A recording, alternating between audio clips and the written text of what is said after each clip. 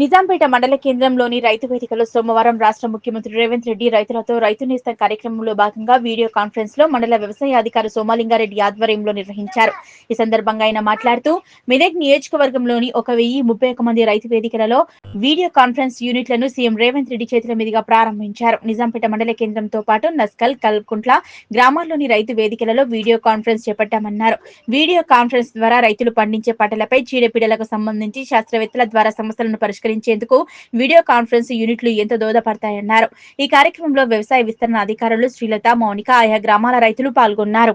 ఈ రోజు తెలంగాణ రాష్ట్ర ముఖ్యమంత్రి శ్రీ యనమల రేవంత్ రెడ్డి గారి చేతుల మీదుగా రాష్ట్ర ముందుగల 1031 రైతు వేదికల్లో వీడియో కాన్ఫరెన్స్ యూనిట్లు ఈరోజు మనం సీఎం చేతుల మీదుగా ప్రారంభోత్సవం చేసుకోవడం జరుగుతుంది.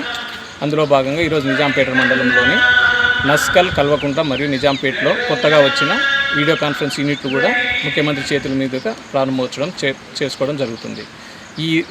ఈ సందర్భంగా రాష్ట్ర ముఖ్యమంత్రి శుభాకాంక్షలు రైతాంగానికి తెలియజేయడం జరిగింది. ఈ యూనిట్ ద్వారా శాస్త్రవేత్తలతో రైతులకు సంబంధించిన అవగాహన సదస్సులు, అదేవిధంగా రైతులకు సంబంధించిన పంటలకు సంబంధించి ఏమన్నా చీడపీడలకు సంబంధించి కూడా సైంటిస్టులతో ముఖాముఖి చర్చించి సందేహాలు తెలుసుకోవడానికి ఇది ఒక ఉపయోగకరంగా ఉంటుందని చెప్పడం జరిగింది.